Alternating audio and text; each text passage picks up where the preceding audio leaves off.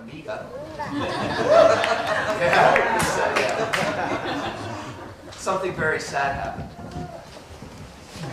You're not going to ask me what happened? What happened? The Commodore Amiga failed miserably as a computer. And it became very hard for me to write another piece of music using HMSL and the Commodore Amiga. Like I was so sort of stuck on this sort of nightmare. What happens when your favorite toy breaks and there's not another toy to replace it? That's sort of how I felt about my Amiga. It actually still runs, but it's sort of like starting up an old car and you say a little prayer and like, oh yes, okay, it started one more time. I can make one more trip to the grocery store or whatever. I didn't like living like that. I didn't like living with a computer that was so much part of my creative process. But once it broke, all my tools were gone. So I looked around and I thought a lot, and I figured, well, I might just have to write my own computer music language. That's kind of the evolutionary successor to HMSL, and that's what I did. And that's called Java Music Specification Language. And if you're a programmer, you can get it at algomusic.com, and you can download it. You can write your own programs then, choosing to cut it up unevenly or choosing to cut it up evenly. So these are two of the numbers that go into my program, and we'll choose those a little bit later. All right, so that's how some of my music is organized over time. Now we're going to listen to two things. One is how I get my melodies, and one is how I get my rhythm. So we listen to this little piano melody.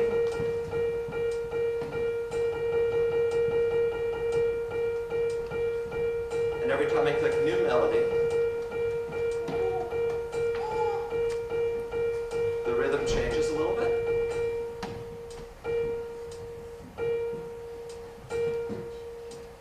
So I've got this little melody generator, and I've got this little rhythm generator.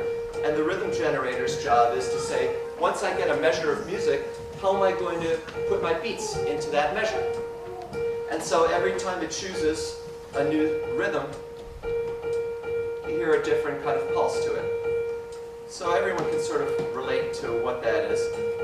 There's a number called a pitch cycle. I think if I show you what pitch cycle is, now pitch cycle is 2.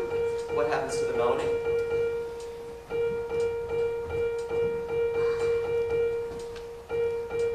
What happens to the melody?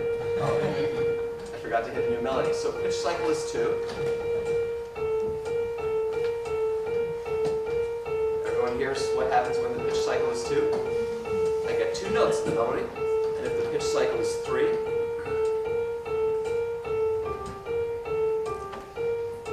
cycling 3-note melody, and if the pitch cycle is 4,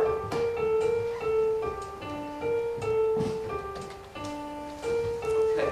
So the rhythm is generated by the program. There's this pitch cycle number that's used by the program, and then there's this other number called density. If the density is 1, we hear all the notes are filled in. If the density is low,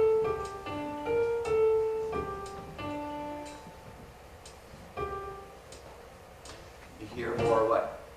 Or less what? Yeah? No. You hear more, it's right, you hear more space between the notes, right? And the density is really low. You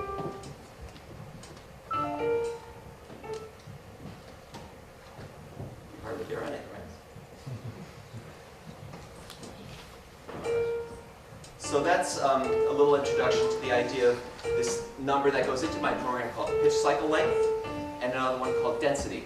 So if you want very dense music where there's a lot of notes happening, then the density value would be very high.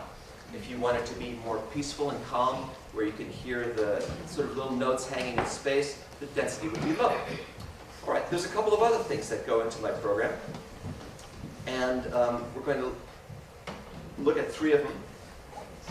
One is called invert. Let me play this melody for you. I'm going to make one very high note, and you'll be able to tell what invert is. Maybe 2 high notes.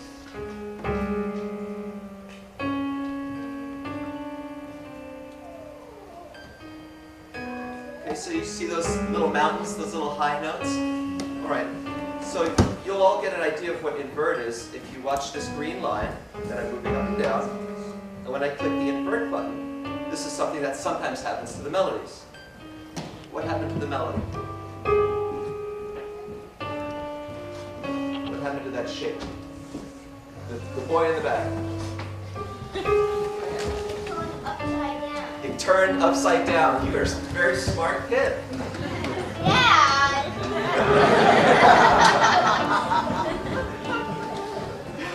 Must be your upbringing.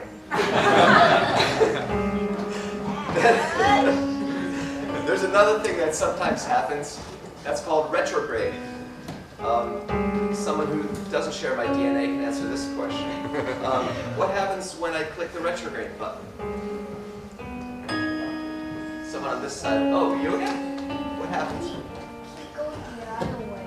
Very good. It goes the other way. It goes backwards, right? So sometimes my melody, the computer turns the melodies backwards. And then sometimes a thing called scramble happens. So I'm going to click the scramble button and see what happens every time I hit scramble. Yes? Return it. All the things are in different places. Yeah, all of these are different places. It's like, very good. It's like kind of taking a jigsaw puzzle and shuffling it around. All the pieces are the same, but they're in a different order. Very good. So I'm going to unmute that. So those are some of the things that go into my program. I'm going to show you one more thing. And it's kind of nice to experience these things first before I define them for you. So let's look at this idea of something called